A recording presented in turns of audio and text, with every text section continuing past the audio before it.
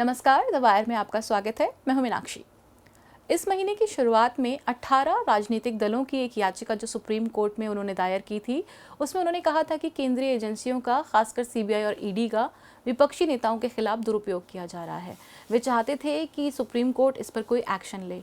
हालांकि कोर्ट ने इस बारे में उनकी इस याचिका को खारिज कर दिया। ईडी के काम पर उठते सवालों को लेकर द वायर पर 2 लेखों की एक श्रृंखला प्रकाशित हुई है। इसमें पत्रकार मीतू जैन ने बताया है कि किस तरह से ईडी काम कर रही है, क्यों इसके जो स्कैनर है उसके अंदर विपक्षी नेता हैं और उन जिन मामलों की ये जांच कर रही है उस पर इसका अधिकार क्षेत्र था भी या नहीं। पत्रकार मीतू जैन हमारे साथ हैं और हम जानेंगे कि इन 2 लेखों में जो उन्होंने बताया है वो किस तरह से उस नतीजे पर पहुंची हैं, क्या उनकी रिपोर्ट है जो दर्शकों को बताती है कि ईडी मोदी सरकार के कार्यकाल में किस तरह से काम कर रही है। मीतू, आपका स्वागत है। मेरा पहला सवाल यही है कि क्यों हम ईडी का जब हम बात करते हैं, हम ईडी के कामकाज की बात करते हैं, तमाम सवालों के बीच में क्या ज़रूरत है कि ईडी को लेकर, ईडी के कामकाज को लेकर आप इस तरीके से एक रिपोर्ट लिखती हैं? देखिए मीनाक्षी, जैसा आप कह रहे हैं, ED is always in the news. हर जब भी देखो सुर्खियों में रहता है और लोग पूछते रहते हैं, अरे वो जेल क्यों नहीं गया, उसके अगेंस्ट ईडी ने ये केस किया था, ये गांधी फैमिली बेल पे है, उनका क्या हो रहा है, वो तो जेल में बैठा है, वो तो चोर होगा इसीलिए जेल में बैठा है, और अगर ईडी ने इनके ऊपर कार्रवाई करी है तो सही करी होगी। तो ये तरह तरह के सवाल काफ़ी सालों से उठते आए हैं, बल्कि 2014 से जब से मोदी सरकार आई है पावर में, तब से ये सवाल उठ रहे हैं। पहले भी उठते थे ऑफ कोर्स, बट अब ज़्यादा उठने लगे हैं ईडी के कार्यकाल को लेके, उनकी फंक्शनिंग को लेके, वो कैसे अपने केसेस रजिस्टर करते हैं। इसलिए हमने सोचा कि ज़रा पता करते हैं इन केसेस का हो क्या रहा है, इसकी जड़ तक जाके देखते हैं कि कोई कोई केसेस में क्या हुआ है अभी तक जी। तो एक्चुअली हैं तो इतने हज़ारों केसेस जो ईडी ने पिछले 10 सालों में रजिस्टर किए हैं, और एलिगेशन ये है कि पॉलिटिशियंस को सबसे ज़्यादा टारगेट किया है। तो हमने कहा चलो पॉलिटिशियंस से ही स्टार्ट करते हैं, और क्योंकि हम सारे केसेस तो देख नहीं सकते तो हम उन केसेस को लेते हैं या तो जो बहुत ही ज़्यादा इंटरेस्टिंग है मुझे लगे पर्सनली स्पीकिंग, जैसे नेशनल हेरल्ड केस, या फिर जो पॉलिटिशियन है वो जेल में है। For example Nawab Malik jail में है, एक टीएमसी का नेता है अनुब्रत मंडल, वो जेल में है। क्रिश्चियन मिशेल पॉलिटिशियन नहीं है, ऑगस्टा वेस्टलैंड केस में वो 2018 से जेल में है because he is a foreign national. और ये ऑगस्टा वेस्टलैंड की फ़र्स्ट कंप्लेंट जो थी ईडी की 2014 में फाइल हुई थी। ईडी ने नेशनल हेरल्ड केस में 2015 में फ़र्स्ट टाइम इसके ऊपर कार्रवाई करी थी। So I started with National Herald. इसमें इंटरेस्टिंग चीज़ ये है, सुब्रमण्यम स्वामी पेटिशनर है। अच्छा, सबसे पहले मैं आपको एक्सप्लेन करूं कि ईडी का जो रोल है, ईडी का रोल बाद में आता है। पहली एक कोई सी भी लॉ इन्फोर्समेंट एजेंसी या जैसे कि सीबीआई, एनआईए या पुलिस जो होती है, वो एक एफआईआर दर्ज करती है, एक केस दर्ज करती है, उसके बेसिस पे ईडी उसमें आती है। यानी कि जो प्रेडिकेट ऑफेंस है या फर्स्ट ऑफेंस है वो दूसरी एजेंसी करती है, और अगर उसमें कोई मनी लॉन्ड्रिंग का एलिगेशन लगता है तब ईडी का रोल बनता है। ठीक है, ये एक बहुत वो बेसिक चीज़ हमें जानना ज़रूरी है। नेशनल हेरल्ड केस में कोई प्रेडिकेट ऑफेंस था नहीं था। क्यों? क्योंकि जो पेटिशनर था वो एक प्राइवेट पर्सन था, यानी कि सुब्रमण्यम स्वामी था, एक लॉयर, एक मेंबर ऑफ पार्लियामेंट। सुब्रमण्यम स्वामी का जो एलिगेशन था उसके बेसिस पे उसकी क्रॉस एग्जामिनेशन हुई। मज़े की बात है, पिछले 13 महीने से सुब्रमण्यम स्वामी ने अपने ही केस पे स्टे लिया हुआ है दिल्ली हाई कोर्ट जाके। जी। 10 बार डेट्स पड़ी उसमें क्रॉस क्वेश्चनिंग के लिए उसकी, क्योंकि क्रॉस एग्जामिनेशन करना होता है पहले, he is a private person. 10 में से 6 बार वो खुद नदारत थे, वो आए नहीं हियरिंग के लिए क्योंकि वो किसी बीजेपी अधिवेशन में एट्सेट्रा एट्सेट्रा भाग ले रहे थे। नेशनल हेरल्ड के बाद अगर ऑगस्टा वेस्टलैंड की बात करें, वो तो और भी बहुत ही ज़्यादा इंटरेस्टिंग केस है। Of course Christian Michel jail में हैं, ब्रिटिश नेशनल हैं। उससे इम्पॉर्टेंट चीज़ एक ये है, ऑगस्टा वेस्टलैंड में जो पैसे थे, एलिजेड ब्राइब्स जो थी, जो वीवीआईपी चॉपर डील जो थी, जो कांग्रेस के ज़माने में सबसे पहले दर्ज हुई थी, मतलब ये जो हुआ था केस, ऑफ कोर्स कांग्रेस ने सबसे पहले ए.के. एंटनी डिफेंस मिनिस्टर ने 2013 में सीबीआई से बोला था इस पे केस दर्ज करो। बट इसमें इंटरेस्टिंग चीज़ ये है कि ईडी ने 2014 में अपनी पहली कंप्लेन में बोला था कि एक कंपनी है कॉल्ड गुडामी इंटरनेशनल, उसके पास ये one of the many companies हैं सिंगापुर की जिनके पास ये ऑगस्टा वेस्टलैंड का पैसा आया था। ये बड़ी इंटरेस्टिंग चीज़ है। पहली कंप्लेन में उन्होंने जिक्र किया, सेकंड कंप्लेन में उन्होंने जिक्र किया कि गुडामी इंटरनेशनल के पास ऑगस्टा वेस्टलैंड के ब्राइब्स आए थे। 2016 में ईडी ने लेटर रोगेटरी लिखा, लेटर रोगेटरी का मतलब है लेटर ऑफ रिक्वेस्ट लिखा सिंगापुर गवर्नमेंट को, पूछा कि ये कंपनीज कौन कौन हैं, इनके ओनर्स क्या हैं, क्या डिटेल्स हैं। जैसे ही पता चला गुडामी इंटरनेशनल का ओनर कौन है, उसके बाद जो सब्सिक्वेंट मेरे ख्याल में 11 अभी तक कंप्लेंट्स फाइल हो चुकी हैं ईडी की ऑगस्टा वेस्टलैंड केस में, उसमें उस कंपनी का जिक्र ही नहीं था उसके बाद जो मैंने देखा। ये मुझे बहुत इंटरेस्टिंग लगा। मैंने पता किया गुडामी इंटरनेशनल है किसका, पता चला जो ओनर है of Gudami International is a gentleman called Gautam Adani. ठीक है, तो सवाल ये उठता है कि गौतम अडानी के पास ऑगस्टा वेस्टलैंड का पैसा कैसे आया जी? वो तो कांग्रेस का मतलब स्कैम है, ये तो ही is close to the BJP Gautam Adani.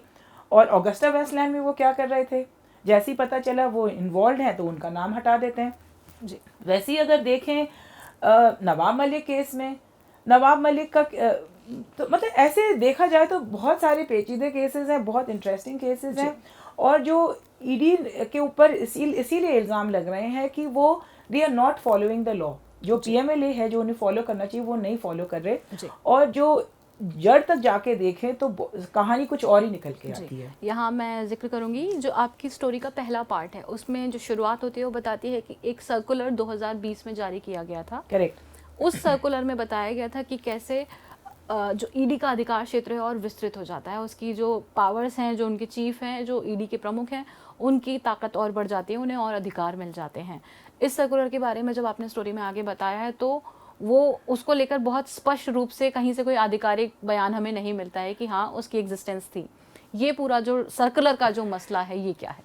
First of all ED ने सर्कुलर को डिनाई किया है, बोला है कि ये एग्जिस्ट नहीं करता। वो दूसरी चीज़ है, उन्होंने for the first time officially respond किया है किसी मीडिया हाउस को, और प्रॉपर उन्होंने एक ऑफिशियल रिस्पॉन्स दिया है।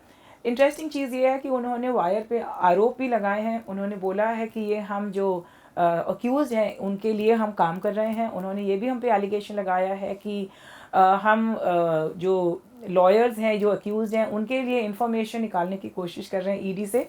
खैर ये तो इल्ज़ाम लगते रहते हैं, बट ऑफिशियली कोई ऐसे इल्ज़ाम लगाता नहीं है, उसको छोड़ देते हैं। सर्कुलर क्या था? अब सर्कुलर था, यू सी ईडी जो एक संस्था है, सीबीआई के पास ऑफकोर्स काफ़ी पावर्स थे पहले, अभी भी हैं। सीबीआई का जो सेटअप है वो ज़्यादा बड़ा है, ज़्यादा ऑफिसर्स हैं, ज़्यादा सुविधाएं हैं। ईडी के पास ऐसी सुविधाएं नहीं है, उनका जो स्टाफ है वो भी बहुत कम है, और ऑल इंडिया बेसिस पे देखा जाए तो उनके पास स्टाफ बहुत कम है, उनके पास रिसोर्सेज बहुत कम है।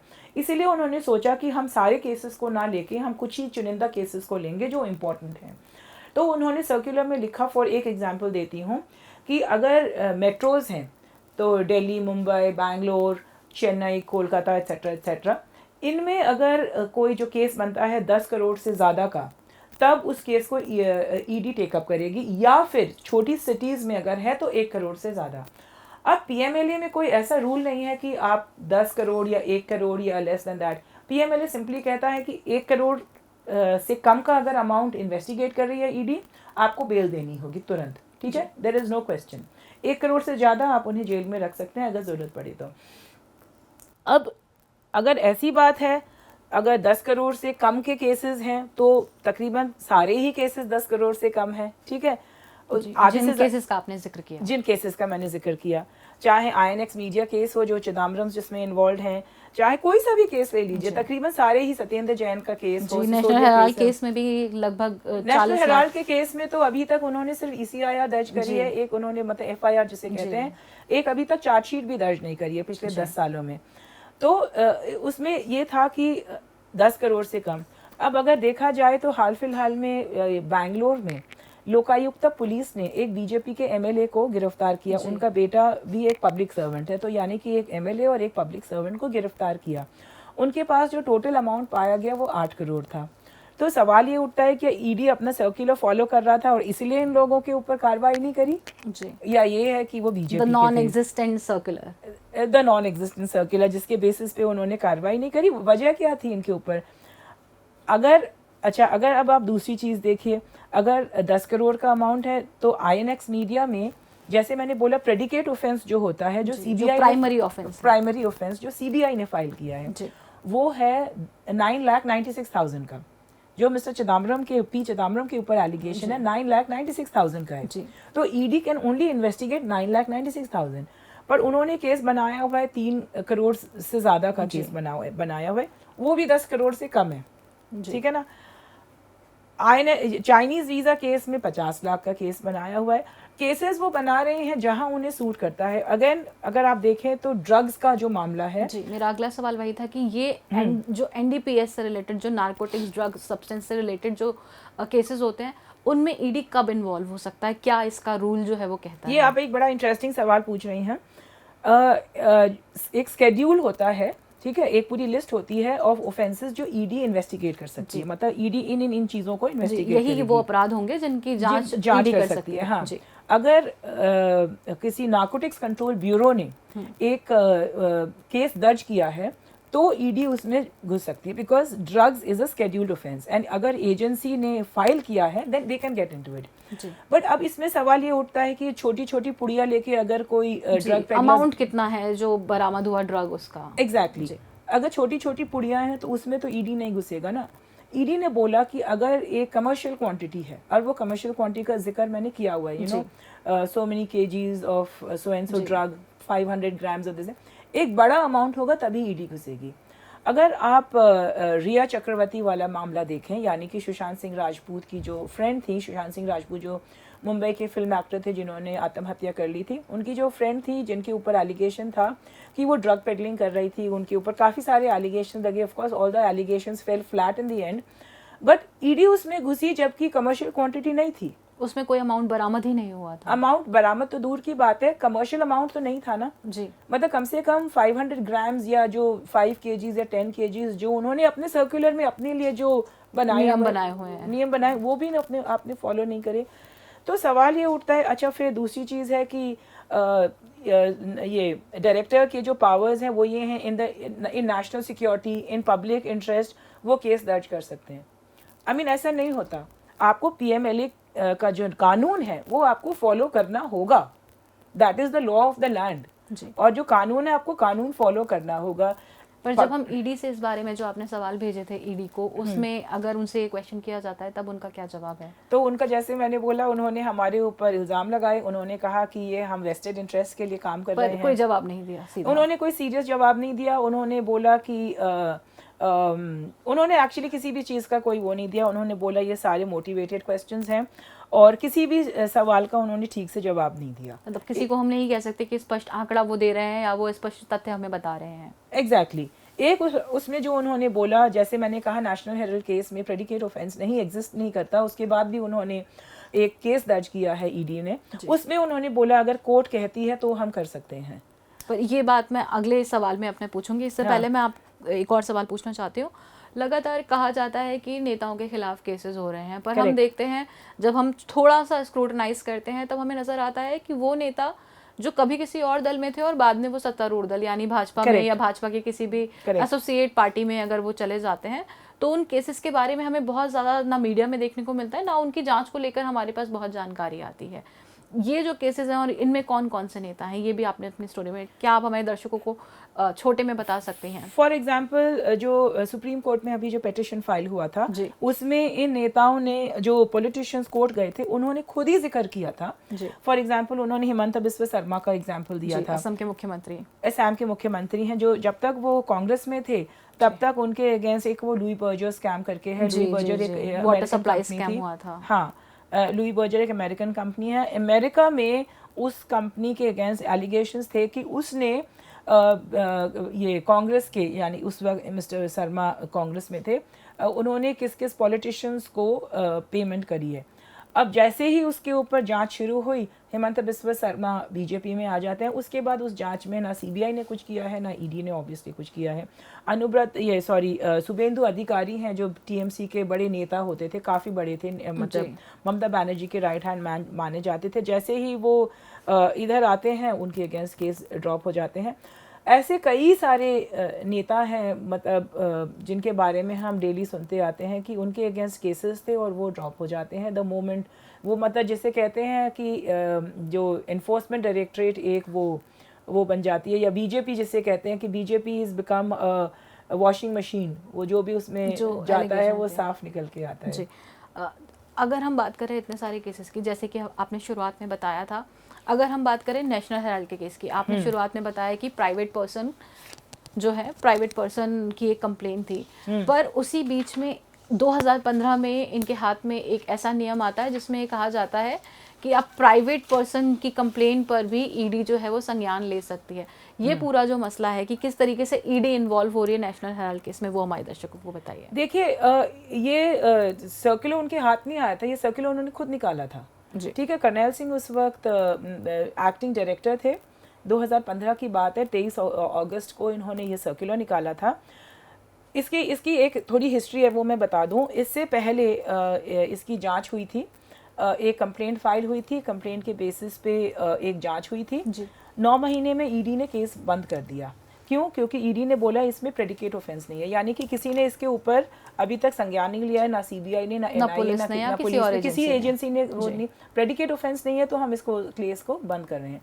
बिल्कुल क्लियर था। जैसे ही फिर सुब्रमण्यम स्वामी ने, वो जो डायरेक्टर थे ईडी के, उनके ऊपर एलिगेशंस लगाए कि वो कांग्रेस के क्लोज हैं, कांग्रेस के एक नेता का नाम भी लिया, बोलते हैं कि उनके रिश्तेदार हैं, एट्सेट्रा एट्सेट्रा। उसके बाद वो जो ऑफिसर थे वो ईडी से मूव आउट कर गए। जो नए डायरेक्टर आए यानी करनैल सिंह, वो अगस्त में आए, अगस्त में या शायद जुलाई में आए, ही टेक्स ओवर। उसके बाद ये सर्कुलर निकालते हैं कि अगर कोर्ट इस किसी चीज़ का कॉग्निजेंस लेता है तो आप उसमें घुस सकते हैं, यानी कि ईडी उसमें केस फाइल कर सकती है। अब ये एक बहुत ही अजीब सा सर्कुलर उन्होंने निकाला, और ये टेलर मेड था ओनली फॉर द अगस्त, ये फॉर द नेशनल। मेरा यही सवाल था कि क्या ये जो नियम बताया गया ये किसी और केस में ईडी ने यूज़ किया? नहीं, ये ऐसा नहीं किया। अगर the closest you can come is justice Khanwilkar हैं, एम खानविलकर, जो सुप्रीम कोर्ट के रिटायर हुए थे। उन्होंने ये क्लैरिटी दी थी कि अगर ईडी को पता चलता है कि कोई कुछ गलत हुआ है तो वो जो प्राइमरी एजेंसी है उसको इन्फॉर्म करेंगे, वो एजेंसी एक केस फाइल करेगा, उसके बाद ईडी उसमें घुस सकता है। या तो वो बहुत क्लियर है, मतलब कोर्ट अपनी तरफ से, जैसे कि मान लीजिए मैंने आपके अगेंस्ट केस दर्ज किया और कोर्ट ने आपको नोटिस दिया, ईडी उस केस में नहीं घुस सकता। आप और मैं प्राइवेट पीपल हैं, ठीक है, अगर we might be public servants, we might be members of parliament, but हम जांच एजेंसी नहीं है। मैं जांच एजेंसी नहीं हूँ या आप नहीं हैं। तो ऐसे में तभी मतलब ये घुस सकते हैं जब कोई जांच एजेंसी करे, मतलब कोर्ट ने आपको नोटिस दिया और ईडी उसमें घुस जाए, ये ऐसा नहीं है। जी, this is against the law. जी। इसी तरीके से आपने बताया ऑगस्टा वेस्टलैंड का मामला जो है, उसमें कैसे अडानी कनेक्शन निकला हुआ है। Right. एक कंपनी है जिसके ऊपर ब्राइब्स का आरोप है कि उससे ब्राइब मिला है, और उसके जो ओनर निकलते हैं, और फिर अचानक से जो बाकी की कंप्लेंट, शुरुआती कंप्लेंट में उस कंपनी का नाम हमें दिखता है, और फिर बाद की जो शिकायतें आती हैं उनमें उस कंपनी का नाम चुपचाप हट जाता है। मैं यहाँ दर्शकों को बताना चाहती हूँ कि इस बारे में, गोदामी इंटरनेशनल के बारे में, उसके अडानी से लिंक के बारे में मीतू जैन की स्टोरी आप द वायर पर हिंदी और अंग्रेज़ी दोनों में पढ़ सकते हैं। आपको उसका लिंक डिस्क्रिप्शन बॉक्स में मिल जाएगा। इसके अलावा एक केस जो रहा है वो नेशनल हेराल्ड है, ऑगस्टा वेस्टलैंड है। इसके अलावा जो सबसे बड़ी, मैं ऑगस्टा वेस्टलैंड के बारे में एक चीज़ और बताना चाहती हूँ आपको। जो क्रिश्चियन मिशेल हैं, जो ब्रिटिश नेशनल हैं और आर्म्स डीलर हैं, और जो दिल्ली में जेल में हैं, उनके संदर्भ में एक ग्रुप है, द यूनाइटेड नेशंस का जो ग्रुप है, United Nations working group on arbitrary detention. ठीक है, मतलब जो किसी को ऐसे ही मनमाने ढंग से डिटेंशन में या हिरासत में लिया गया है, उसको लेकर काम करता है। यस, ये यूनाइटेड नेशंस का ग्रुप है।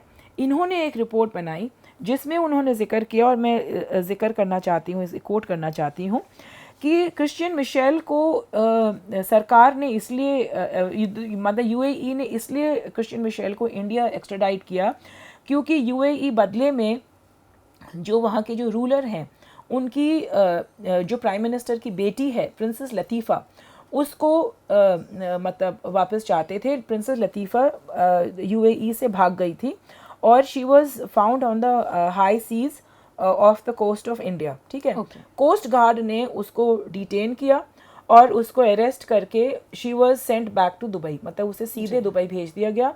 और डील ये हुई थी, ये मैं नहीं कह रही, आप नहीं कह रहे, ये UN working group on arbitrary detention, ये उन्होंने अपनी रिपोर्ट में कहा है क्रिश्चियन मिशेल के बदले उन्होंने प्रिंसेस लतीफ़ा की ये डील करी थी। दैट इज़ वाई मतलब तो ये एक अपने आप में कानून ऐसे काम नहीं करना चाहिए, ये अपने आप में एक बहुत ही अजीब वो है। अच्छा, क्रिश्चियन मिशेल को लाने में सरकार की क्या दिलचस्पी थी? वो पुराने आर्म्स डीलर हैं, काफ़ी सालों से वो धंधा करते आ रहे हैं।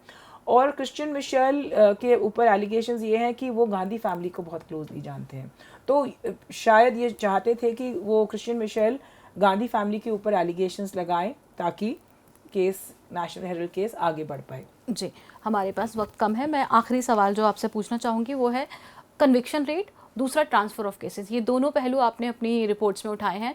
एक है कि किस तरीके से ईडी जो बाहरी राज्यों में केसेस हैं उनको लेकर वो दिल्ली आना चाहती है, इसके बारे में आप हमें 2 लाइन में एक जैसे मैं आपको बता रही थी कि ईडी के ऊपर जो एलिगेशंस लगते हैं कि वो they are not following the law, किसी भी केस में उठा के देख लें। For example Nawab Malik case में मैं आपको एक चीज़ बताना चाहती हूँ।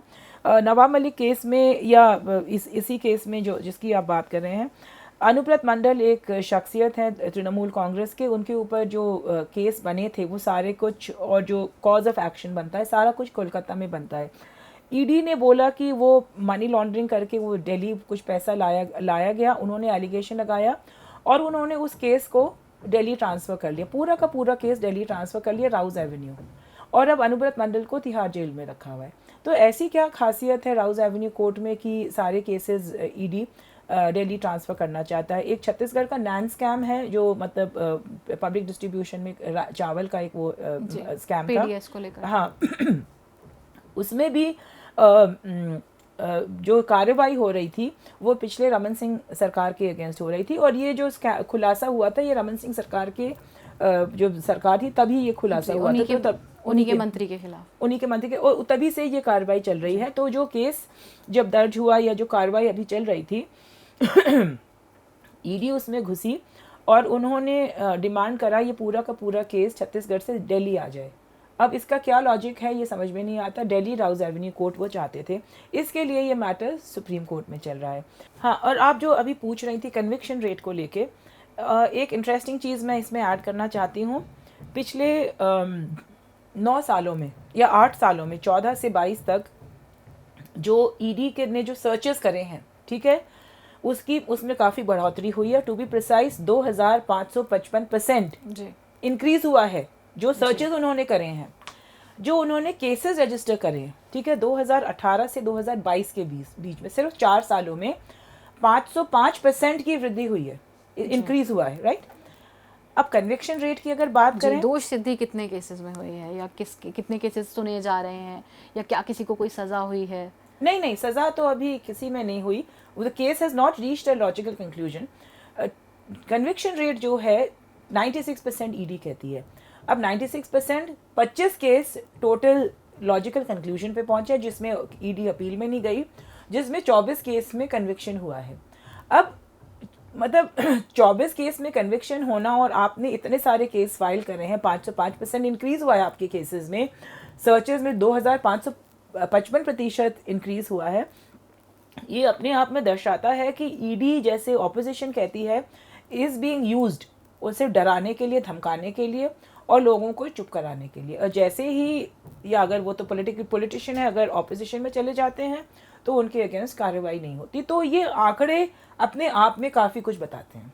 जी, आप हमारे साथ जुड़े, इसका बहुत बहुत धन्यवाद।